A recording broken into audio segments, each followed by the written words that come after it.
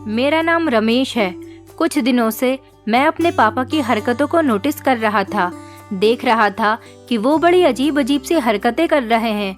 वो घर में भी अपनी फैमिली को बहुत कम टाइम देते थे, ढंग से खाना भी नहीं खा रहे थे।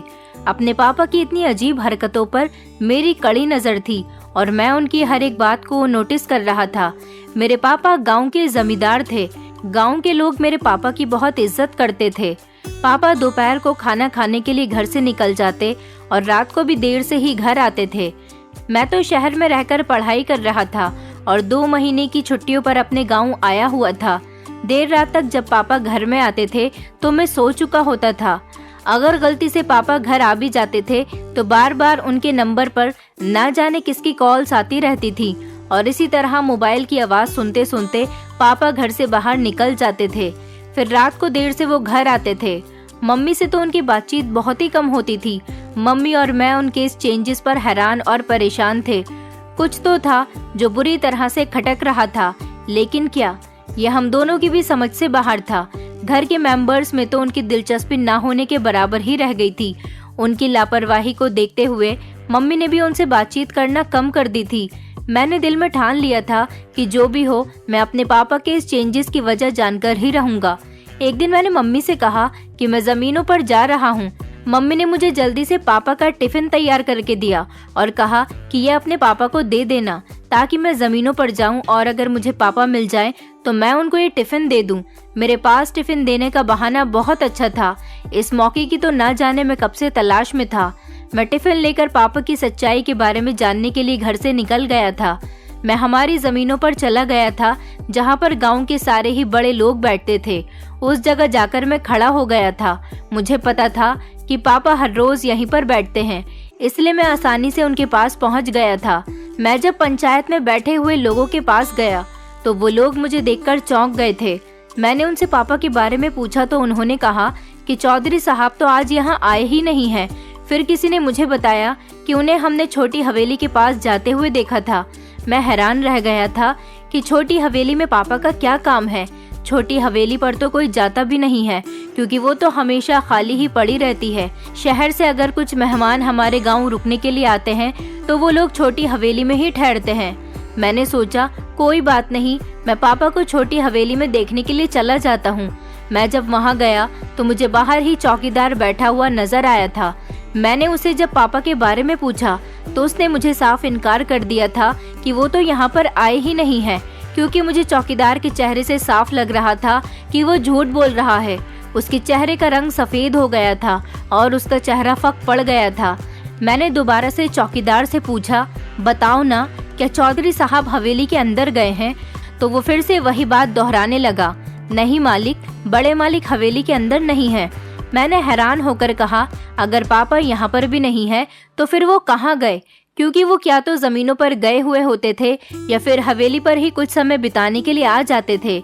जवाब में चौकीदार ने कहा कि छोटे मालिक आप चले जाओ, अगर बड़े मालिक आ जाएंगे तो मैं आपको खबर दे दूंगा, अभी तो वो यहाँ पर नहीं है। मैं ना चाहते हुए भी चौकीदार की बात मानने के लिए तैयार हो गया था। इसी कंफ्यूजन से मैं पीछे की तरफ पलटा ही था कि मेरे कानों में हवेली के अंदर से किसी औरत के चिल्लाने की आवाज आई थी। मेरा दिल जोर जोर से धड़कने लगा था। मैं हवेली के अंदर जाने लगा था कि चौकीदार ने मेरा हाथ पकड़कर रोक लिया और वो कहने लगा, छोटे मालिक आप जाते क्यों नहीं हो? मैंने कहा, हट जाओ मेरे रास्ते से, मुझे देखना है कि अंदर कौन है, वरना तुम्हारे लिए अच्छा नहीं होगा। चौकीदार फिर भी मेरी बात को नहीं सुन रहा था। फिर मैंने उसको धक्का दे दिया और मैं हवेली के अंदर भागकर चला गया था। चौकीदार भी भागते हुए मेरे पीछे ही आया था। इससे पहले वो मुझे रोकता, मैं हवेली के ऊपर वाले पोर्शन की तरफ भागने लगा था क्योंकि चिल्लाने की आवाज ऊपर की तरफ से ही आ रही थी। मैं कमरे के अंदर चला गया, लेकिन कमरे के अंदर जाते ही मेरे पैरों तले से जमीन निकल गई थी और मेरे होशो हवास ने काम करना बंद कर दिया था। मैंने फटी फटी आंखों से सामने की तरफ देखा तो सामने का नजारा मुझे परेशान करने के लिए काफी था। मेरे पैरों तले से जमीन निकल गई थी। मैंने कभी सोचा भी नहीं था कि मैं पापा को कभी इस हाल में भी देखूंगा। मुझे अपने पिता से नफरत होने लगी थी क्योंकि ये आदमी पिता कहलाने के लायक ही नहीं था। मैं इस मामूली से गांव में पैदा हुआ था। मैं अपने पिता का इकलौता और लाडला बेटा था। मेरे पिता ने कभी मुझसे ऊंची आवाज तक में बात नहीं की थी। मेरे 2 चाचा भी थे, वो भी जमींदार थे। हम लोगों की गांव में बहुत इज्जत थी और हमारी बहुत सारी हवेलियां भी थी। हम बहुत ज्यादा अमीर थे। हमारे पास किसी चीज की कोई कमी नहीं थी। मैं वकील बनना चाहता था, इसलिए पापा ने मुझे शहर पढ़ने के लिए भेज दिया था। मैं यहाँ पर 2 महीने की छुट्टियों पर आया हुआ था। मेरी लाइफ मेरे हिसाब से गुजर रही थी। मेरा कोई बहन भाई नहीं था। मैं चाहता था कि मेरा कोई बहन या भाई हो। मम्मी पापा मुझे बहुत प्यार करते थे, लेकिन उनके अलावा भी मुझसे घर में प्यार करने वाली मेरी बुआ थी, जो कि मुझसे बहुत प्यार करती थी। वो 3 भाइयों की इकलौती बहन थी। उनके तीनों भाइयों ने उनसे बहुत प्यार किया था। मेरी बुआ जी भी अमेरिका में पढ़ी लिखी थी। पढ़ाई पूरी हो जाने के बाद मम्मी पापा उनके लिए रिश्ता देख रहे थे। क्योंकि मेरे पापा सब भाइयों में सबसे ज्यादा बड़े थे, इसलिए उन्होंने अपने छोटे बहन भाइयों का ख्याल माता पिता की तरह रखा था। दोनों चाचा की तो शादी हो चुकी थी और दोनों ही अपने अलग अलग घर में रह रहे थे। ये घर सिर्फ हमारा था। इसमें पापा मम्मी, मैं और बुआ हमारे साथ रहती थी। जिंदगी बहुत अच्छी गुजर रही थी। बुआ की पढ़ाई कंप्लीट हो गई थी। एक दिन बुआ मुझसे मिलने के लिए शहर मेरे कॉलेज आ गई थी। उन्हें देखते ही मैं हैरान रह गया था। मेरी बुआ बहुत खूबसूरत थी।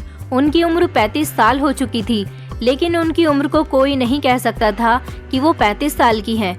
पढ़ाई की वजह से उन्होंने अभी तक शादी नहीं की थी, क्योंकि वो पढ़ना लिखना चाहती थी। हमारे गांव में लड़कियों को ज्यादा पढ़ने लिखने की परमिशन नहीं दी जाती थी, लेकिन पापा ने बुआ की हर ख्वाहिश को पूरा किया था। बुआ काफी दिन तक मेरे फ्लैट में मेरे साथ रहकर जाती थी। बुआ की जब पढ़ाई कंप्लीट हो गई तो फिर वो परमानेंट गांव में ही रहने लगी थी। अब तो मैं भी गांव ही आया हुआ था। मुझे यहाँ पर आए हुए 2 दिन गुजरे थे कि पापा ने कहा कि गांव से कुछ लोग बुआ का रिश्ता लेकर आ रहे हैं। शायद बुआ को ये बात बिल्कुल पसंद नहीं आई थी। उन्होंने पापा को बता दिया कि वो किसी और को पसंद करती हैं। पसंद ही नहीं करती, बल्कि उस इंसान से शादी कर चुकी हैं। ये बात सुनकर तो हम लोगों के होश उड़ गए थे। बुआ ने गांव में ही रहने वाले सुनील से शादी कर ली थी, जो कि पिछले दिनों बुआ के साथ ही पढ़कर आया था।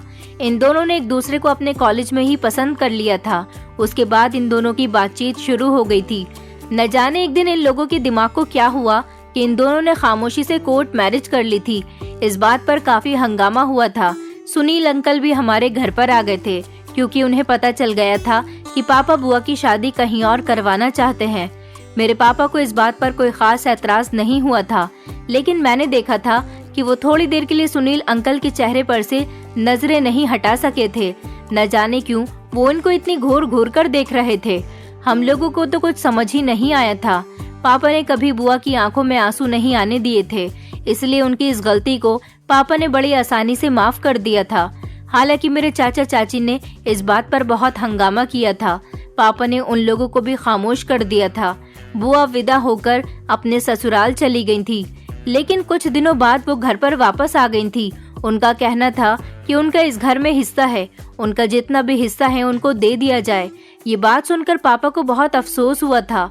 बुआ ने कहा कि ऐसा मैं इसीलिए कह रही हूँ क्योंकि मैं यहीं पर इस घर में रहना चाहती हूँ। मेरी बुआ ने पापा से कहा कि उनकी ससुराल में दिल नहीं लगता, इसलिए वो हमारे घर में अपने हिस्से की जगह पर रहना चाहती हैं। ये बात सुनकर मेरे पापा को गुस्सा भी आया था, मगर कानूनी तौर पर इस घर में बुआ का भी बराबर से हिस्सा था, इसलिए उन्होंने बुआ को घर में रहने से रोक टोक नहीं की। सुनील अंकल बहुत अच्छे इंसान थे। वो तो हमेशा बुआ की हाँ में हाँ मिला दिया करते थे और उनसे बहुत प्यार करते थे। सुनील अंकल ने बहुत ही जल्द हमारे घर के फैमिली मेंबर्स के दिल में अपनी जगह बना ली थी। सभी लोगों को सुनील अंकल बहुत पसंद आए थे और उनका बिहेवियर भी, उनका काम भी बहुत अच्छा था। बुआ हमारे घर में सिर्फ इसीलिए रहने के लिए आ गई थी क्योंकि उनकी ससुराल में उनका मन नहीं लग रहा था। हालांकि उनके पति के पास किसी चीज की कोई कमी नहीं थी। वो बुआ को हर तरीके से खुश रखने की कोशिश कर रहे थे। उन दोनों के बीच बहुत ही गहरी मोहब्बत थी।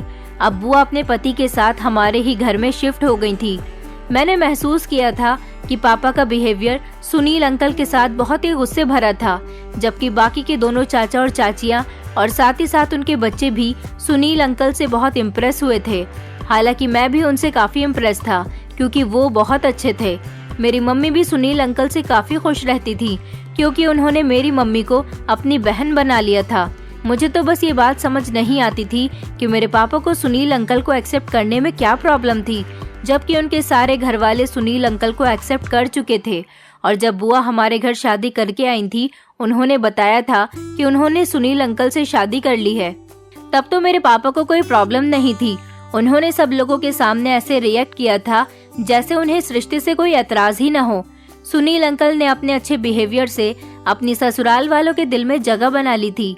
इधर बुआ भी अपनी नई जिंदगी की शुरुआत से बहुत खुश थी, जबकि दूसरी तरफ शुरू के कुछ दिन तो हमारे घर में अच्छे गुजरे थे। मैंने नोटिस किया था कि बुआ के सामने तो पापा सुनील अंकल के साथ बहुत अच्छे तरीके से बिहेव करते हैं और उनके पीछे सुनील अंकल की बातों ही बातों में खूब इंसल्ट करते हैं। सुनील अंकल इतने अच्छे इंसान थे कि उन्होंने इस बात के बारे में अभी तक अपनी पत्नी से कोई बात नहीं की थी। मैं तो इस बात से परेशान भी हुआ था कि इन दोनों की लव मैरिज के बीच सबसे ज्यादा बोझ मुझे सुनील अंकल पर ही लग रहा है, क्योंकि उन्होंने बुआ की खुशी की खातिर अपने परिवार वालों से भी अलग रहने की ठान ली थी। कभी वो अपनी फैमिली वालों को मनाते हैं तो कभी पापा का मूड उनसे खराब हो जाता है। पापा ने सुनील अंकल पर काफी सारी पाबंदियां लगानी शुरू कर दी थी। वो जहाँ पर नौकरी करते थे, पापा ने कहा था कि मुझे तुम्हारी इस जगह नौकरी करना बिल्कुल पसंद नहीं है। उन्होंने गांव के एक सरकारी स्कूल में सुनील अंकल को जॉब दिलवा दी थी। हालांकि वो गांव के ही एक बैंक में नौकरी करते थे।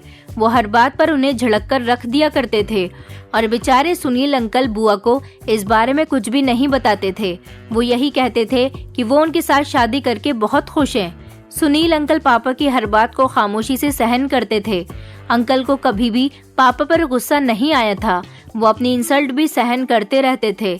सुनील अंकल को देखकर मुझे लगता था कि उनकी परवरिश अच्छी तरह से की गई है। पापा ने मुझे सुनील अंकल से बात करने के लिए भी मना किया हुआ था। वो कहते थे कि इससे ज्यादा करीब होने की जरूरत नहीं है। ये तुम्हारी बुआ का पति जरूर है, मगर मुझे बिल्कुल भी पसंद नहीं है। इसको सिर्फ मैंने तुम्हारी बुआ की खातिर ही एक्सेप्ट किया है। पापा की इस बात पर मुझे बहुत गुस्सा आया था। मुझे तो पहले दिन से ही सुनील अंकल बहुत पसंद आए थे। पापा पता नहीं क्यों ऐसी बातें किया करते थे, लेकिन मैं ये बात समझ गया था कि बुआ के सामने पापा सुनील अंकल के साथ अच्छे बिहेवियर का नाटक सिर्फ इसलिए करते थे कि कहीं बुआ को बुरा न लग जाए। पता नहीं पापा को सुनील अंकल से क्या प्रॉब्लम थी। वो जब भी हमारे घर में होते, पापा का मूड खराब हो जाता था और उनके पीठ पीछे वो उन्हें खूब बुरा भला कहते थे। उनके इस स्टाइल ने मुझे बहुत परेशानी में डाल दिया था। बुआ अब प्रेग्नेंट हो गई थी। इस खुशी से हमारे घर में रौनक आ गई थी, लेकिन पापा को इस बात पर बहुत गुस्सा आया था। मैंने इस बारे में अभी तक बुआ को कुछ नहीं बताया था कि वो सुनील अंकल से नफरत करते हैं, क्योंकि मैं अपनी बुआ के हंसते खेलते हुए चेहरे को मुरझाया हुआ नहीं देख सकता था। मगर इस सब में सुनील अंकल बहुत ज्यादा खामोश रहने लगे थे, जिसको देखते हुए मैं सुनील अंकल से पापा के पीछे थोड़ी बहुत बातें कर लिया करता था। सुनील अंकल भी मेरे साथ बहुत खुश रहने लगे थे। अंकल शायद पापा की बताई गई नौकरी से खुश नहीं थे, अब जबकि बुआ को भी इस बात से कोई एतराज नहीं था। इसलिए अंकल को पापा और बुआ की हर बात को एक्सेप्ट करना पड़ा था। सुनील अंकल कुछ भी करते, पापा उनसे खुशी नहीं होते थे, और तो और उन्हें उनका हमारे घर में रहना भी बिल्कुल पसंद नहीं था। लेकिन सुनील अंकल तो हमारे घर में ही रह रहे थे। पापा के लाख मना करने के बावजूद भी वो अपने घर नहीं गए थे। लेकिन मुझे सुनील अंकल का ये अंदाज बहुत अच्छा लगता था, क्योंकि मैंने अभी तक अंकल के अंदर कोई भी बुराई नहीं देखी थी। इसलिए मैं खुश था कि मेरी बुआ को सुनील अंकल जैसा हमसफर मिला है। मगर पापा तो किसी न किसी तरह से सुनील अंकल और बुआ को हमारे घर से निकाल देना चाहते थे। लेकिन गुजरते हुए वक्त के साथ मैंने देखा था कि अब तो सुनील अंकल भी पापा की इन हरकतों से तंग आकर उन्हें पलटकर जवाब देने लगे थे। अब तो मैंने उन दोनों के बीच कुछ और महसूस करना शुरू कर दिया था। मुझे पापा की सुनील अंकल से नफरत की वजह अभी तक समझ नहीं आई थी, लेकिन पापा का इस तरह से उनके पीछे पड़ जाना, उनकी जिंदगी को तंग कर देना और बेवजह उनको परेशान करना मुझे बिल्कुल भी अच्छा नहीं लगा था। मैं कभी कभी सोचता था कि मुझे इस बारे में बुआ से बात करनी चाहिए, लेकिन फिर मैं कुछ सोचकर पीछे हट जाता था। हमारे घर में कोई भी मेरे पापा के खिलाफ नहीं जा सकता था। बस यही सब सोचते हुए मैं कोई बड़ा कदम नहीं उठा सकता था। एक दिन मैंने देखा कि छत पर पापा और सुनील अंकल आपस में बैठे हुए बातें कर रहे थे। मैं छत पर ही जा रहा था, लेकिन छत पर जाने से पहले उन दोनों की बातें सुनकर मैं सीढ़ियों पर ही रुक गया था। मुझे उन लोगों को देखकर ये लगा ये दोनों एक दूसरे के आमने सामने होने से पहले भी एक दूसरे को जानते हैं। ये बात मेरे लिए बहुत हैरान कर देने वाली थी। सुनील अंकल तो बचपन से ही शहर में पढ़े लिखे थे। उनके पिता ने उन्हें बचपन में ही शहर पढ़ने के लिए भेज दिया था और बुआ के साथ वो शहर से ही शादी करके यहाँ आए थे। उसके बाद उन्होंने यहाँ के गांव में नौकरी करना शुरू कर दिया। ये बात मेरे लिए बहुत हैरान कर देने वाली थी। घर में सुनील अंकल का बिहेवियर जो सबके साथ बहुत अच्छा था, वो भी अब धीरे धीरे बदलने लगा था, जिस पर हम लोग बहुत परेशान थे। यहाँ तक कि सुनील अंकल का बिहेवियर बुआ के साथ भी गुस्से भरा रहने लगा था। जो इंसान अपनी मोहब्बत की खातिर अपनी पत्नी से इतना प्यार करता था, आज वो अपनी पत्नी से ढंग से बात तक नहीं करता था। मुझे ये सब कुछ बहुत अजीब लग रहा था और अब धीरे धीरे लगने लगा था कि पापा शायद इसी वजह से सुनील अंकल को ज्यादा पसंद नहीं करते थे। बुआ भी बेचारी सुनील अंकल के इस बिहेवियर से दिन ब दिन घुलती चली जा रही थी। हालांकि उनके पेट में बच्चा भी था। एक दिन बुआ मुझे अपनी जिंदगी की कहानी बताकर बहुत रो रही थी। मैंने उनको तसल्ली दी। उन्होंने मुझे बताया था कि मैं सुनील से बहुत प्यार करती थी, लेकिन मुझे नहीं पता था कि एक दिन सुनील मेरे साथ ऐसा भी करने लगेगा। उसकी खातिर मैंने क्या नहीं किया। मैंने बुआ को तसल्ली दी और उन्हें समझाया कि सब कुछ ठीक हो जाएगा, आप फिक्र मत करो। अब तो सुनील अंकल बुआ से मिलने के लिए यहाँ पर भी नहीं आ रहे थे। अब वो ज्यादातर अपनी फैमिली के पास ही रहने लगे थे। बुआ प्रेगनेंसी के दिनों में और सुनील अंकल की इस तरह से दूरी को बर्दाश्त नहीं कर पा रही थी। ऐसा करने की वजह से उनका बिहेवियर अब चिड़चिड़ा सा हो गया था। मैं सोच रहा था कि मुझे सुनील अंकल से इस बारे में बात करनी चाहिए, लेकिन काफी दिन हो गए थे, वो तो हमारे घर पर ही नहीं आ रहे थे। लेकिन इस दौरान पापा का बिहेवियर सबके साथ बहुत अच्छा था। पापा अब घर में खुशी खुशी रहने लगे थे। और तो और बुआ जब उनके सामने रोने बैठ जाती तो पापा उन्हें समझाते थे कि मैं तो कहता हूँ अपने इस बच्चे को भी खत्म कर दो और उस घटिया इंसान से अपनी जान छुड़ा लो। लेकिन जब बच्चा खत्म करने की बात आती तो बुआ और जोर से चिल्लाती थी और कहती थी कि ये मेरा और सुनील का बच्चा है, मैं इसे कभी खत्म नहीं कर सकती। मैं समझ गया था कि पापा चाहते हैं कि बुआ इस बच्चे को खत्म कर दें और फिर पापा सुनील अंकल से उन्हें डिवोर्स दिलवाकर अपने मकसद में कामयाब हो जाएंगे, क्योंकि पापा तो सुनील अंकल को पहले से ही पसंद नहीं करते थे। मैं सुनील अंकल की तलाश में था। सुनील अंकल मुझे कहीं नहीं मिल रहे थे। न जाने अंकल कहाँ चले गए थे। मैं उनको देखने के लिए जहाँ वो नौकरी करते थे वहाँ पर भी गया था। एक दिन रात के 2:30 बज रहे थे। अचानक मेरी एक फ्रेंड की शहर से कॉल आ गई। मैं उससे बात कर रहा था और बात करते करते मैं छत पर चला गया, क्योंकि छत पर बहुत अच्छी हवा चल रही थी। मैं काफी देर तक छत पर बैठकर अपने फ्रेंड से बात करता रहा। मैंने नोटिस किया कि रात के इस टाइम पर पापा घर का दरवाजा खोलकर कहीं बाहर जा रहे थे। पापा को देखकर मैं हैरान रह गया। मैंने जल्दी से कॉल कट की और पापा का पीछा करने के लिए चला गया कि आखिर इतनी रात को वो कहाँ जा रहे हैं। इतनी रात को उन्हें घर से निकलने का ऐसा क्या अर्जेंट काम पड़ गया। मैंने देखा कि पापा कच्ची सड़क वाले रास्ते पर जा रहे थे। ये रास्ता तो जंगल की ओर जाता था। पापा सड़क के एक किनारे की तरफ को रुक गए थे। मैं भी उनका पीछा कर रहा था और धीमे धीमे चल रहा था कि कहीं पापा को शक न हो जाए कि मैं उनका पीछा कर रहा हूँ। पापा रुक गए थे और फिर उन्होंने अपने कुर्ते की जेब से मोबाइल निकाला और उन्होंने किसी का नंबर डायल किया था। वो कॉल पर बात करके कह रहे थे कि आ जाओ, मैं यहाँ पर खड़ा हुआ तुम्हारा इंतजार कर रहा हूँ। मैं चौंक गया था कि आखिर पापा से कौन मिलने के लिए आ रहा है।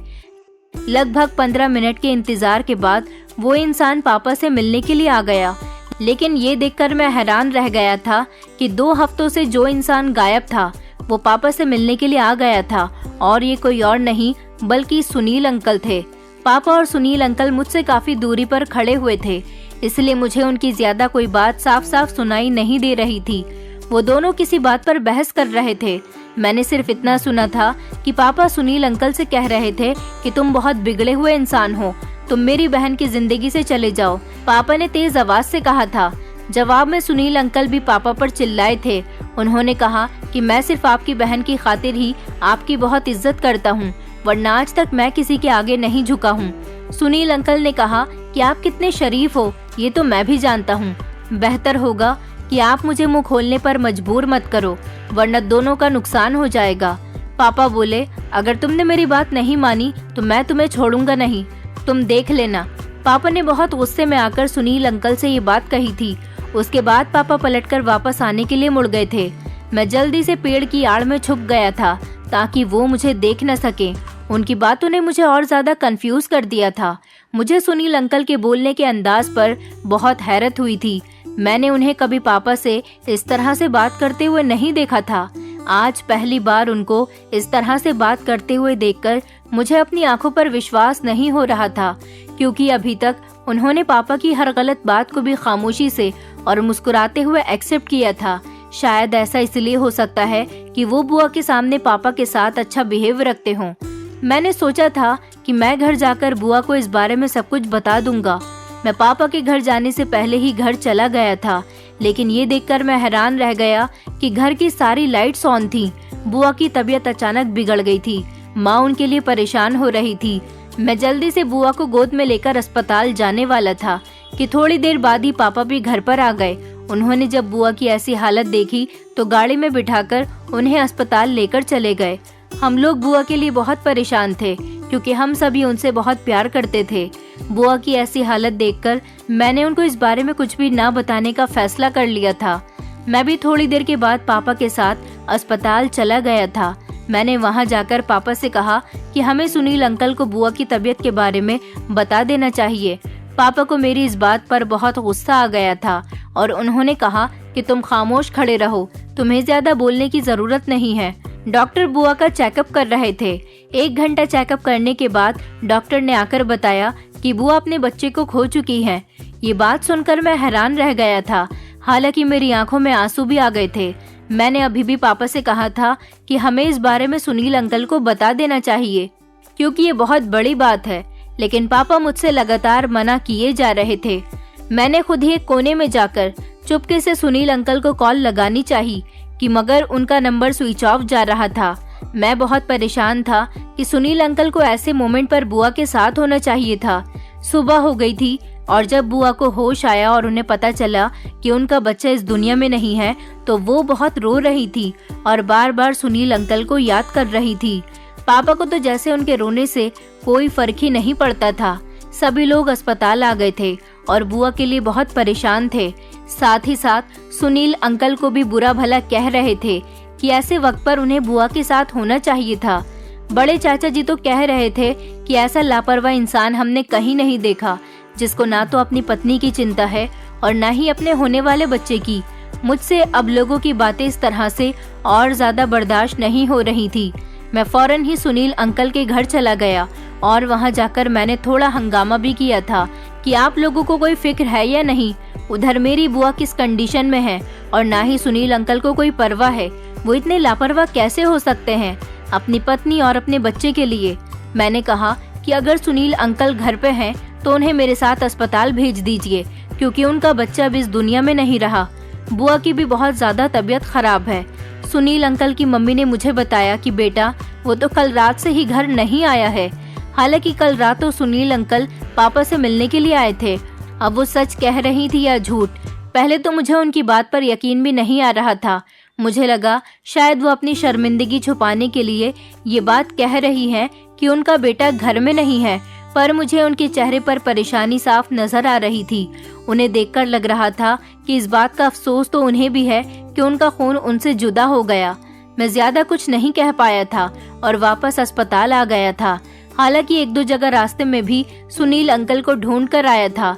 सुनील अंकल मुझे कहीं नहीं मिल रहे थे। 3 दिन बाद बुआ घर वापस आ गई थी। बुआ की तबीयत ठीक नहीं थी। वो बार बार सुनील अंकल को याद कर रही थी और अपने बच्चे को भी याद करके बहुत रो रही थी। उनकी हालत अब दिन ब दिन बिगड़ती चली जा रही थी।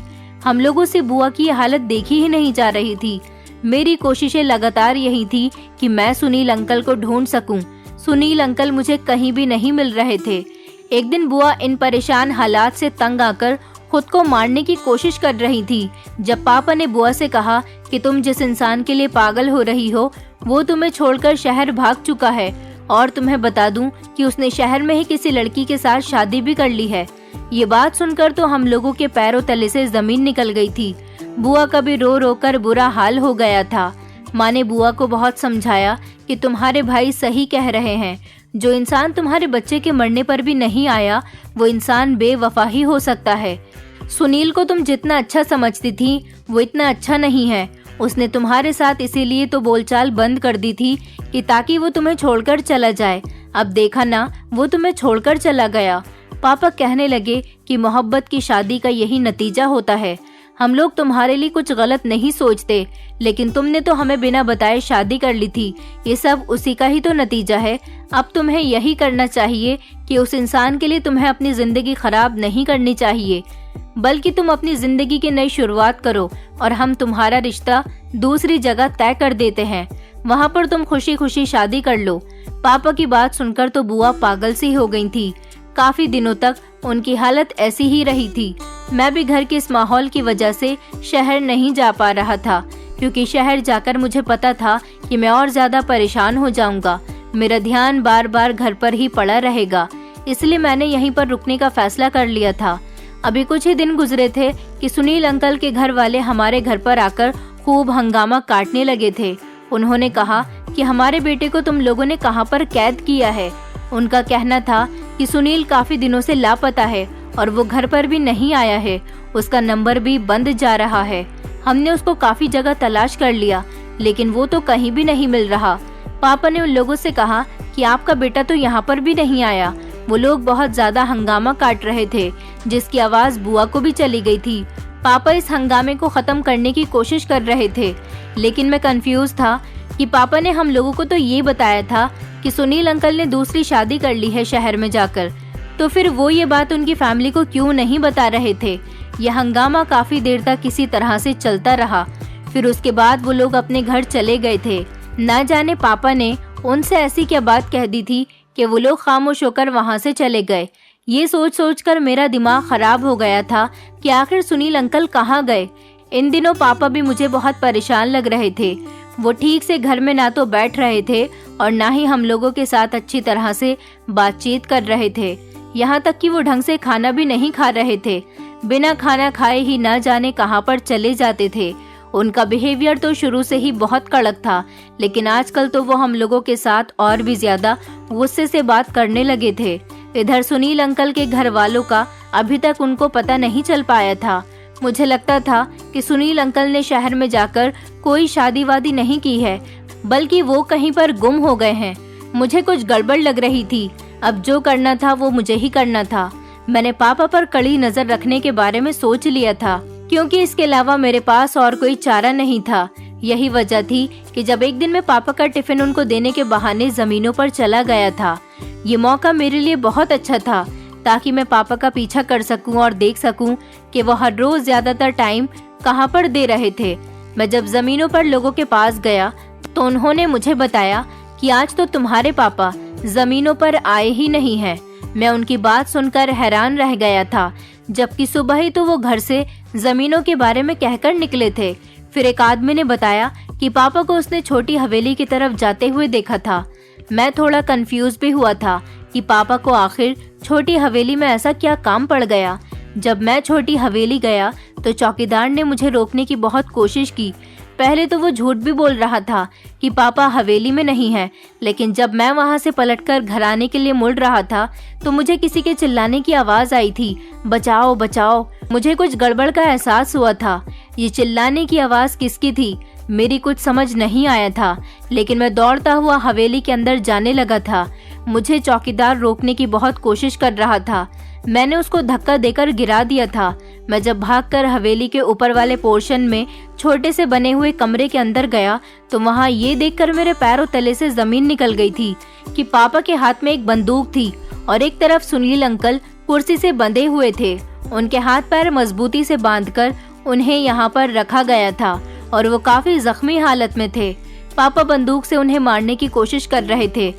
मैंने जाकर उनके हाथ से बंदूक छीनने की कोशिश की और उनसे कहा कि आप ये सब कुछ क्या कर रहे हो। पापा ने कहा कि मुझे छोड़ दो, वरना ये बंदूक मैं तुम्हारे ऊपर चला दूंगा। मैंने कहा पापा आप ऐसा नहीं कर सकते। पापा से मैं बंदूक छीनने की कोशिश कर रहा था। वो कह रहे थे कि बस बहुत हो गया, आज तो मैं इसको जान से मारकर ही रहूंगा। मैं लगातार पापा के हाथ से बंदूक ले रहा था। हम दोनों के बीच बहुत ज्यादा बहस हो रही थी। इस दौरान बंदूक की गोली अचानक मेरे कंधे पर लग गई। मेरे कंधे से खून निकलने लगा था और मैं जमीन पर गिर गया। पापा ने जब मेरी हालत देखी तो वो घबरा गए थे। चौकीदार भी वहाँ पर आ गया था। वो लोग सुनील अंकल को तो भूल गए थे और फिर मुझे जल्दी से अस्पताल लेकर जाने लगे। जब मैं अस्पताल गया तो वहाँ पर मेरे कंधे का ऑपरेशन हुआ था और मेरे कंधे से गोली निकाल ली गई थी। मेरी तबीयत जब बेहतर हुई तो मुझे अपने पिता पर काफी शर्मिंदगी महसूस हो रही थी। घर वाले बहुत परेशान हो गए थे मेरी हालत पर कि मुझे गोली कैसे लग गई। सब लोग मेरे पास थे।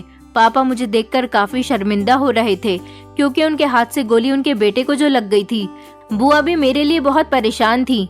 मैं बुआ के मासूम से चेहरे को देखकर परेशान हो रहा था, लेकिन मैं इस बात को भी जानना चाहता था कि आखिर पापा सुनील अंकल को क्यों मारना चाहते थे। भगवान की करनी अच्छी थी कि सुनील अंकल सही सलामत थे और वो अस्पताल मुझसे मिलने के लिए आ गए। वहाँ पर मौजूद सारे लोग सुनील अंकल को अचानक देखकर हैरानी में पड़ गए थे। हालांकि सारे ही लोग सुनील अंकल से बदतमीजी करने की कोशिश कर रहे थे। मैंने सबको शांत करवाया था कि सुनील अंकल से कोई कुछ नहीं कहेगा। मैं सब लोगों को बताता हूँ कि आखिर सुनील अंकल कहाँ गए थे। मैंने सुनील अंकल के बारे में सब कुछ बता दिया था तो सब लोग परेशान हो गए। मेरे पापा बहुत शर्मिंदा हो रहे थे। बुआ ने पापा से कहा कि क्या आपका बेटा सच कह रहा है। पापा को एहसास हो गया था कि उनका बेटा उनकी लगी हुई गोली से मर भी सकता था, इसलिए उन्होंने यही बेहतर समझा कि अब उन्हें अपने मुंह से ही सच बता देना चाहिए। बुआ अपने पति को देखकर बहुत ज्यादा रो रही थी। पापा ने बताया कि मुझे सुनील शुरू से ही पसंद नहीं था क्योंकि अपनी जवानी में सुनील का पिता और मैं इस गांव के सबसे बड़े बदमाश थे। उसके घर का माहौल भी बहुत खराब था। वो खानदानी लोग नहीं हैं। फिर हमें पता चला कि विक्रम ने अपने बेटे सुनील को भी अपनी तरह बनाया हुआ है। सुनील को मैंने 1-2 बार चोरी करते हुए भी पकड़ा था। सुनील को मैं पहले से जानता था। जब इस गांव में उसकी करतूत ज्यादा फैलने लगी और वो बदनाम होने लगा तो गांव की पंचायत में फैसला हुआ था कि सुनील को शहर भेज दिया जाए, क्योंकि इस सुनील की वजह से गांव का माहौल बिगड़ता चला जा रहा था। गांव के और भी बच्चे बिगड़ रहे थे, लेकिन जिस शहर में मैंने अपनी बहन को पढ़ाने के लिए भेजा था वहां पर ही सुनील भी था। इन दोनों ने कब और किस तरह से शादी कर ली मुझे कुछ पता ही नहीं चला। जब ये दोनों शादी करके यहाँ पर आ गए तो मैं हैरान रह गया था। मैं नहीं चाहता था कि मेरी बहन की शादी एक चोर के साथ हो। मेरी बहन इतनी पढ़ी लिखी और इंटेलिजेंट लड़की थी। मेरी बहन को कोई भी अच्छा लड़का मिल सकता था, लेकिन इसने सुनील जैसे घटिया इंसान को ही अपने लिए क्यों चुना। ये तो भोली है, सुनील के बारे में कुछ नहीं जानती। काफी सालों पहले मैं भी चोर था। ये बात सुनील के पिता ने उसे बता दी थी। फिर ये मेरी बहन को लेकर इस घर में मेरे घर में रहने के लिए आ गया। मुझे सुनील का अपने घर में रहना बिल्कुल भी पसंद नहीं था। सुनील के घर का माहौल बिल्कुल भी अच्छा नहीं है। मैं अपनी बहन का रिश्ता ऐसी जगह बिल्कुल भी नहीं करना चाहता था जहाँ के लोग खानदानी चोर हों। मैं चोर जरूर था, लेकिन मैंने हमेशा अपने बहन भाइयों को और अपने बेटे को अच्छी सीख दी थी। मैं अपनी बहन को इससे दूर रखने की कोशिश कर रहा था, लेकिन मेरी बहन तो मेरी बात कभी मानने वाली ही नहीं थी। इसलिए मैंने फैसला किया कि मुझे सुनील को ही अपनी बहन से दूर करना चाहिए। मैंने इससे कहा था कि ये मेरे घर से चला जाए, लेकिन ये मेरे घर से नहीं जा रहा था। इसलिए मैंने फैसला किया कि मुझे इसके साथ कुछ न कुछ तो करना ही होगा।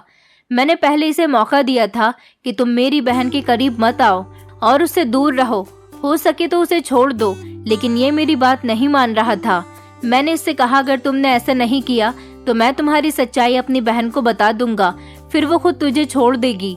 वो मेरी बात सुनकर परेशान हो गया था, क्योंकि ये नहीं चाहता था कि इसकी सच्चाई खुलकर मेरी बहन के सामने आ जाए। मैंने इसको लाख मना किया कि मेरी बहन को डाइवोर्स दे दे, पर ये तो उसके और ज्यादा करीब आ रहा था। ये मेरी 1-2 बार की धमकी में तो आ भी गया था और कुछ दिन के लिए चला गया था, लेकिन जब इसे पता चला कि मेरी बहन प्रेग्नेंट है तो फिर ये मेरी बहन से मिलने के लिए बेचैन हो गया था।